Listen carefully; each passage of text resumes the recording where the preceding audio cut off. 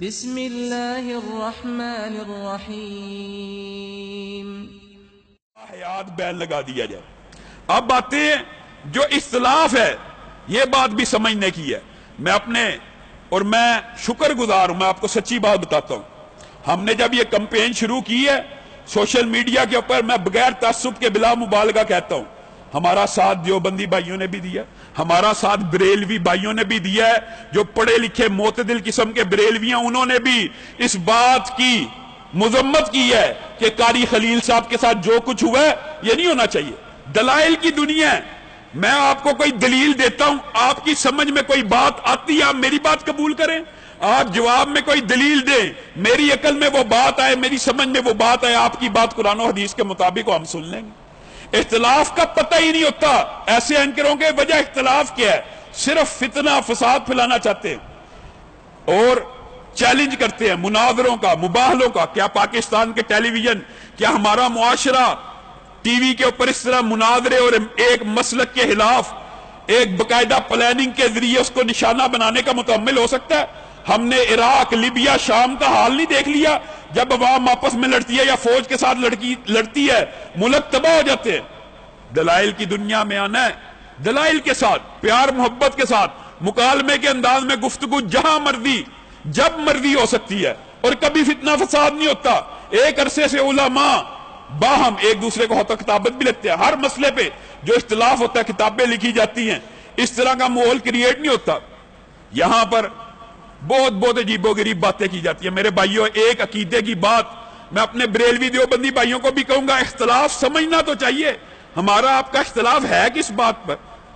یہ جو ویسے فتنہ پرور لوگ ہیں آپ کو بھڑکانا چاہتے ہیں، آپ ان کی باتوں میں اگر آگے آپ ہم سے پوچھتے ہی نہیں کہ ہمارا اختلاف کیا ہے۔ نبی کریم صلی اللہ علیہ وسلم بھائیو 1400 سال قبل وہ کون سا نعرہ لے کے آئے تھے جس کی وجہ سے قریش آپ کی جان کے دشمن ہو گئے تھے؟ ذرا کھلے دل سے فراخ دلانہ طور پہ یہ بات سوچئے، کیا قریش مکہ کو اللہ کا پتہ نہیں تھا؟ کیا ان کو رب کا پتہ نہیں تھا؟ کیا وہ رب کی ذات کے بارے میں نہیں تھے جانتے؟ کیا وہ اللہ کی ذات کے بارے میں نہیں تھے جانتے؟ ایسی بات ہرگز نہیں ہے، ایسی بات ہرگز نہیں ہے۔ نبی کریم صلی اللہ علیہ وسلم کے دادا عبد المطلب جب ابرہ نے حملہ کیا، کیا الفاظ تھے ان کے؟ یہ جس کا گھر ہے، یہ جس کا گھر ہے وہ خود اس گھر کی حفاظت کر لے گا۔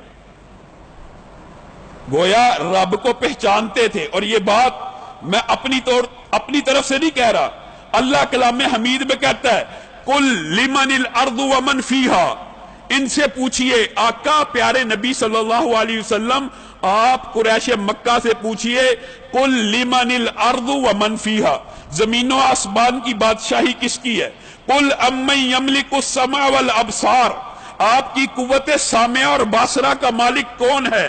قل من رب السماوات السبع ورب العرش العظیم، آسمانوں کا، عرش عظیم کا رب کون ہے؟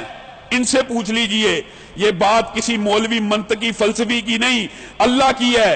قریش مکہ جواب میں کیا کہیں گے؟ سیقولون للہ، ان سب چیزوں کا مالک، خالق، رازق، قوت سامعہ باصرہ کا، ہر چیز کا اللہ ہے۔ یہ قریش مکہ کہیں گے، قرآن کہہ رہا میں نہیں کہہ رہا۔ اختلاف کس بات کا؟ اختلاف اس بات پہ تھا وَإِلَٰهُكُمْ إِلَٰهٌ وَاحِدٌ، یہ جو تم نے ہر کام کے لیے مختلف معبود بنائے ہوئے ہیں، رزق فلاں معبود کی وجہ سے زیادہ آتا ہے، بچہ فلاں معبود کی عبادت کرو تو آتا ہے، یہ کام فلاں معبود کی وجہ سے، شفا کے لیے فلاں، 360 صرف خانہ کعبہ کے اندر مختلف امور سر انجام دینے کے لیے رکھے ہوئے۔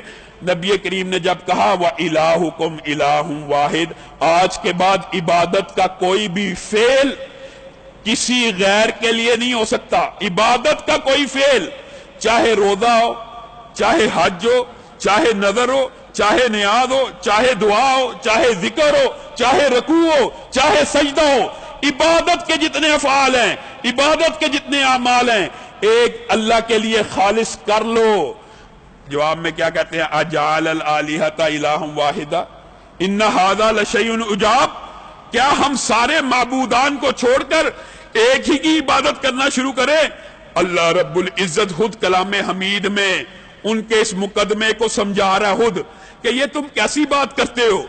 छोटे छोटे कामों के लिए मुख्तलिफ माबूद बनाए हुए हैं। जब तुम दरियाओं के अंदर, कश्तियों के अंदर बैठते हो, फाइजा राकिबू फिल फुल की दावुल्लाह, अल्लाह कह रहा है, मैं नहीं कह रहा, कुफारे मक्का, कुरैशे मक्का जब कश्ती के ऊपर बैठते, समुंदर में चले जाते, लहरें आती, तूफान आता, फाइजा राकिबू फिल फुल की दावुल्लाह, अल्लाह रब्बुल इज्जत को पुकारते, मुखलिसीन, मुखलिस होके मुझे पुकारते हो। उस वक्त कोई माबूद तुम्हारे साथ शरीक नहीं होता, उस वक्त खालिस अल्लाह को पुकार उठते हो। जब अल्लाह तुम्हें तूफान से, सैलाब से निजात दे देता है, फिर खुशकी में आते हो, शिरक करना शुरू कर देते हो। आज का मुसलमान अपने गिरेबान में जान के कुरैश मक्का के बारे में अल्लाह कलाम हमीद में कह रहा है, फाइजा राकिबू फिल फुल की दावुल्लाह, जब वो कश्तियों में बैठते, गर्दाब में कश्ती फंस जाती, अल्लाह रब्बुल इज्जत को पुकार उठते। और आज का मुसलमान क्या कहता है, जब गर्दाब में फंसती है कश्ती, तब बचाता है नाउज़ बिल्लाह मोइनुद्दीन चिश्ती। कुरैश मक्का कश्तियों में सवार होकर अल्लाह को पुकारते, तुम्हारी कश्ती गर्दाब में फंस जाए, तुम मोइनुद्दीन चिश्ती को पुकारते हो, तुम या अली मदद, या रसूल अल्लाह मदद के नारे लगाते हो। जब आपको यह कहा जाता है, ओ भाई गैरुल्लाह के साथ इबादत का कोई अमल, इबादत का कोई फेल मकसूद आप देते हैं, ये हमारे वसीले हैं, हम इनके जरिए अल्लाह रब्बुल इज्जत को पुकारते हैं। लेकिन हकीकत में आप सिर्फ इस बात के ऊपर गौर कीजिए, ये भी अवाम को गुमराह करने के लिए, अवाम को मिसगाइड करने के लिए एक फलसफा बनाया हुआ है। हकीकत में इन्हीं से मांगा जाता है, या अली मदद में कौन सा वसीला है, या रसूलुल्लाह मदद में आप उसको बताइए कौन सा वसीला है। और अगर मान भी लिया जाए कोई वसीला मौजूद है, अगर बिलफर्ज एक मिनट के लिए उनकी दलील मान ली जाए कि वसीला मौजूद है, तो कलाम हमीद की एक आयत आपको, मुझे, मेरे भाई देवबंदी बरेलवी को भी सुने, कलाम हमीद में एक आयत वसीले के रद में अल्लाह ने ऐसी नाज़िल की है, सूरत ज़ुमर आयत नंबर 3, वल्लज़ीना इत्तख़ज़ू मिन दूनिही औलिया। लोगों, एक आयत के तर्जुमे से जिंदगी बदल सकती है। जाओ किसी का भी तर्जुमा पढ़ लो, अल्लाह कह रहा है क़यामत तक शिरक सिर्फ इस एक नुक्ते में होगा, वल्लज़ीना इत्तख़ज़ू मिन दूनिही औलिया, अल्लाह को छोड़कर जो अल्लाह के अलावा किसी को मदद के लिए पुकारते हैं, किसी को अपना वली मददगार ऐसा समझते हैं, मफ़ौकुल अस्बाब, वो क्या कहते हैं, मा नअबुदुहुम, एक मुकदमा अल्लाह ने रखा है, क़यामत तक शिरक किसी एक मुकदमे की बुनियाद पे होगा, मा नअबुदुहुम इल्ला लियुक़र्रिबूना इलल्लाहि ज़ुल्फ़ा, वो हम इनकी इबादत नहीं करते, ये हमें अल्लाह ही के करीब करने वाले। वसीले के शिरक के ऊपर अल्लाह रब्बुल इज्जत ने सूरह ज़ुमर में कुल्हाड़ी चला दी। और भाइयों, जिस वसीले के अंदर इख्तिलाफ मौजूद नहीं है, वो आपके और हमारे दरमियान मुत्तफिक क्या बात है, मुश्तरका बात है। दुनिया से चले जाने के बाद गैरुल्लाह, किसी औलिया, किसी नबी से मांगा नहीं जा सकता। जहां तक बात है वसीले की, जिंदा नेक शख्स हो, नबी हो, वली हो, उसके पास जाके दुआ करवाई जाए, करवाई जा सकती है, इसके ऊपर इख्तिलाफ ही नहीं। हमें दलाइल वसीले के हक में वो दिए जाते हैं कि नबी करीम के पास लोग आके दुआ करवाते थे। आज भी नेक बंदे के पास जाके दुआ करवाई जा सकती है, इसके ऊपर कोई इतराज ही नहीं, इसके ऊपर कोई इख्तिलाफ ही नहीं। बात तो ये है, नबी करीम दुनिया से चले गए, अब उनसे, उनके वसीले से या बराह रास्त उनसे, जैसे आप कहते हैं, आपका मुकदमा तो ये है कि हम इनके जरिए मांगते हैं, लेकिन कहते आप यही है, या रसूल अल्लाह मदद, या अली मदद, इसमें वसीला भी कोई नहीं। बिलफरज ये मान भी लिया जाए वसीला है, नबी करीम जिंदा थे, नबी करीम इस दुनिया में, आपकी बात मान ली जाए, इस दुनिया की ज़ाहिरी जिंदगी में जब तक मौजूद थे, साहबा उनसे दुआ करवाया करते थे। जब दुनिया से चले गए, नबी करीम के दौर में एक शख्स आया, रास्ते बंद हो चुके हैं, मवेशी हलाक हो चुके हैं, अल्लाह के रसूल दुआ कीजिए बारिश हो जाए। नबी करीम ने हाथ उठाया, बारिश हो गई। नबी करीम दुनिया से चले गए। अब ये बात याद रखिए, वाकया बड़ा अहम है। दलील वो देते हैं वसीले के हक में, लेकिन दलील उन्हीं के खिलाफ है। और भाइयों, जहन खोलो, तअस्सुब से बाहर निकलो। गड़ा गड़ाया जो पढ़ा पढ़ाया बचपन से مولوی نے یا ماں باپ نے دماغ میں ڈالا ہوا ہے 1 منٹ کے لیے، اس کے علاوہ اس دلیل کو جو تم دیتے ہو اس کے اوپر غور تو کرو۔ نبی کریم جا چکے ہیں، حضرت عمر کا دور ہے، ایک بندہ دعا کروانے کے لیے آتا ہے، جی نبی کا وسیلہ ہوتا ہے، دلیل یہ دیتے ہیں۔ کس طرح نبی کے جانے کے بعد کی دلیل دو، جی نبی کریم فوت ہوئے تھے، حضرت عمر نے چچا عباس کو بلایا تھا، یہ دلیل کس بات کی ہے؟ یہ جی نبی کے وسیلے کی دلیل ہے۔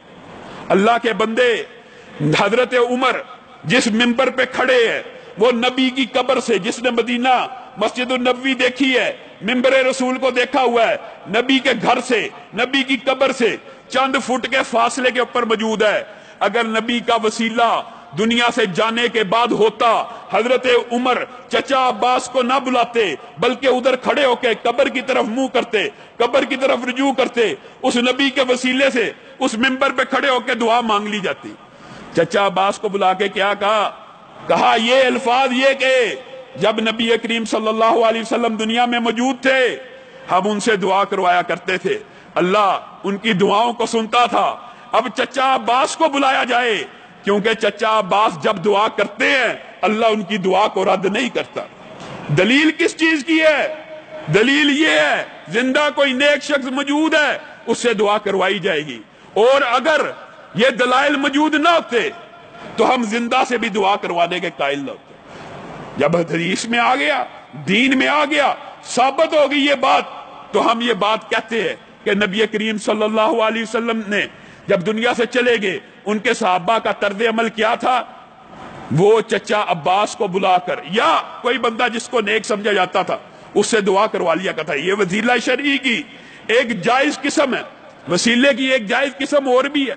اللہ رب العزت کے نام ہے، رحمان ہے، رزاق ہے، بہترین نام ہے۔ اللہ رب العزت کے نام ہے، کلام حمید کی آیت ہے، ان ناموں کے ذریعے اللہ کو پکارا جائے۔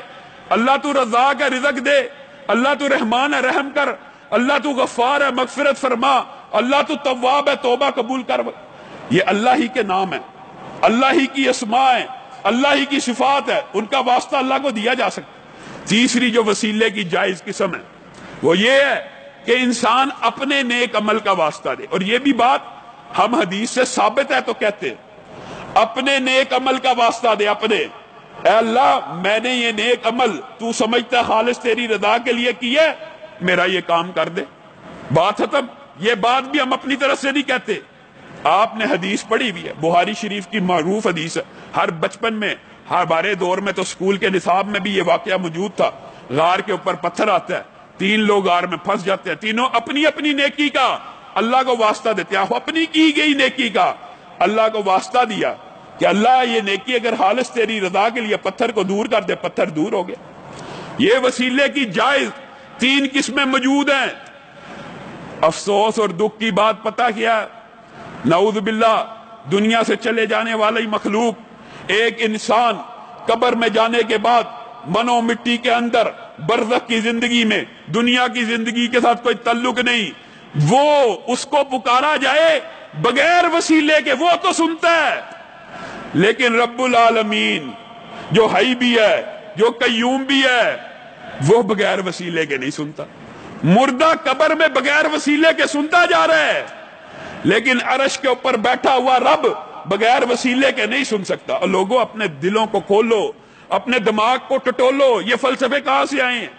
یہ فلسفے کس نے ایجاد کیے ہیں؟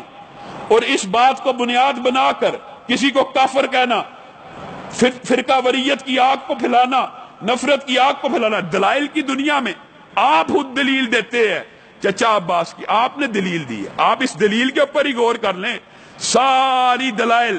پھر جتنی بھی ایک بات یاد رکھیے، جو دلیل دی جاتی ہے وہ ساری کی ساری دعائے رسول کا وسیلہ ہے کہ نبی کریم کے پاس صحابہ آئے، نبی کریم سے دعا کروائی، نبی کریم کے پاس صحابہ آئے، نبی کریم کے پاس دعا کروائی۔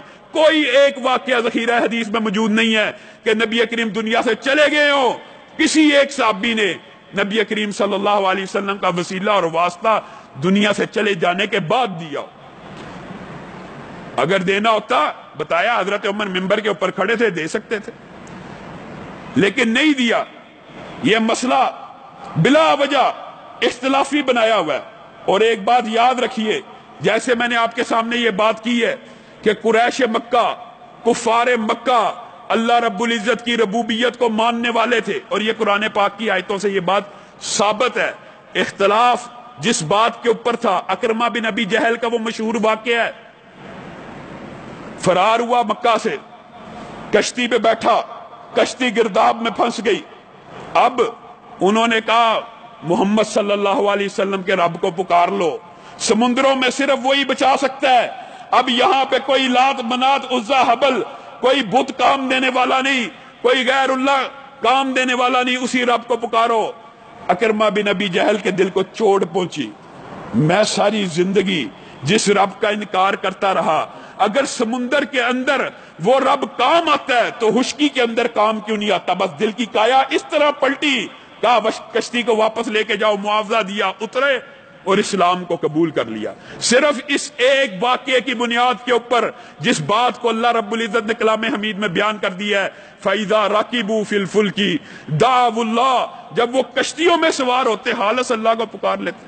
اور جو بندہ خالص اللہ کو پکارتا ہے، تم کہتے ہو وہ اللہ کو جانتے ہی نہیں تھے، وہ اللہ کو مانتے ہی نہیں تھے، وہ اللہ کو رب نہیں تھے مانتے۔ قرآن پاک بڑا پڑا ہے دلائل کے ساتھ کہ ان سے پوچھئے، ان سے پوچھئے، ان سے پوچھئے، یہ کیا کہیں گے؟ سَيَقُولُونَ لِلَّهِ۔ لیکن عبادت کے اندر، عبادت کے اعمال کے اندر غیر اللہ کو ملانا، اور ایک بات بڑی مشہور ہے، یہ بات کر کے اپنی بات کو ختم کروں گا، بڑی مشہور کی ہوئی ہے جی، نبی کریم صلی اللہ علیہ وسلم نے کہا ہے جی امت کے اندر شرک نہیں آ سکتا۔ یہ کہاں پہ کہا ہے؟ یہ کس جگہ کہا ہے؟ نبی کریم صلی اللہ علیہ وسلم نے صحابہ کو مخاطب ہو کے یہ بات ضرور کی تھی کہ مجھے تم سے شرک کا خطرہ نہیں رہا۔ صحابہ اکرام سے نبی کریم صلی اللہ علیہ وسلم کو شرک کا خطرہ نہیں تھا، لیکن یہ بات کہ امت شرک نہیں کرے گی، یہ تو بات قرآن و سنت کے صریحاً خلاف ہے۔ قرآن پاک کی آیت ہے، اکثر لوگ ایمان نہیں رکھتے بلکہ وہ شرک بھی ساتھ ساتھ کر رہے ہوتے ہیں، اور نبی کریم صلی اللہ علیہ وسلم نے فرمایا میری امت اس قدم با قدم پرانی ان امتوں کے راستوں پہ چلے گی، حتیٰ کہ میری امت کے اندر، نبی کریم کے الفاظ ہیں، ایسے لوگ بھی پیدا ہوں گے جو بت پرستی بھی کریں گے۔ آپ کہتے ہو شرک نہیں ہو سکتا امت، نبی کریم کہہ رہے ہیں بت پرستی بھی کریں گے قدم با قدم۔ اگر کسی پرانی امت نے کسی پتھر کو، کسی شجر کو، کسی حجر کو بت بنا کے پوجا ہوگا تو میری امت میں سے کوئی بدبخت ظالم ایسا شخص ضرور ہوگا جو حجر شجر کو پوجے گا۔ اور جہاں تک بات ہے شفاعت کی، ہم میں سے کوئی نبی کریم صلی اللہ علیہ وسلم کی شفاعت کا منکر نہیں ہے۔ نبی کریم کی شفاعت کی بات کرتے ہو، ہم تو قرآن کی شفاعت کے قائل ہیں۔ کل قیامت کے دن بندہ مومن کے لیے جھگڑا کرے گا، روزہ جھگڑا کرے گا، حفاظ سفارش کریں گے، شہداء سفارش کریں گے، انبیاء سفارش کریں گے، لیکن سفارش کی جو قسم ہے اس کو سمجھنا چاہیے۔ نبی کریم صلی اللہ علیہ وسلم اپنی امت کو پہچانتے ہوئے سفارش کرنا چاہیں گے۔ نبی کریم ان کے وضو کے نشانوں سے امتیوں کو پہچان جائیں گے، کہیں گے امتی امتی، میری امت، ان کی سفارش کرنا چاہیں گے۔ فرشتے کہیں گے یہ وہ لوگ ہیں جنہوں نے آپ کے بعد دین کو تبدیل کر لیا۔ نبی کریم کہیں گے سحقن سحقن، ایسے لوگوں کو میری آنکھوں سے دور لے جاؤ۔ نبی کریم صلی اللہ علیہ وسلم بھی مشرک کی، دین کو بدلنے والے کی، جس بندے کا یہ عقیدہ ہے، نبی کریم پورا دین نہیں دیکھیں گے، ہمیں نیکیوں کا کوئی کام ایجاد کرنے کی ابھی ضرورت ہے، ایسے بندوں کی سفارش کل قیامت کے دن بھی نبی کریم نہیں کریں گے۔ سفارش گناہگاروں کے لیے ہوگی، جہنمیوں کے لیے ہوگی، جنت کے دروازے نبی کریم کی سفارش سے کھلیں گے، حساب کتاب نبی کریم صلی اللہ علیہ وسلم کی حمد اور سفارش کی وجہ سے ہوگا۔ ان باتوں میں اختلاف نہیں ہے۔ اختلاف جس بات کے اوپر ہے اس کو سمجھیے کہ آپ براہ راست یا علی مدد، یا رسول اللہ مدد کہتے ہیں، لوگوں کو کہتے ہیں یہ جی ہم ان سے نہیں مانگ رہے، مانگ اللہ سے رہے، یہ وسیلہ ہے۔ حقیقت میں یہ بات بھی غلط ہے۔ حقیقت میں آپ کے علماء اس بات کی دعوت دیتے پائے گئے ہیں کہ ان سے بھی براہ راست مانگا جا سکتا ہے۔ اللہ رب العزت جو کہا گیا ہے، جو سنا ہے، اس کو سمجھنے کی، اس کے اوپر عمل پیرا ہونے کی توفیق عنایت فرمائے۔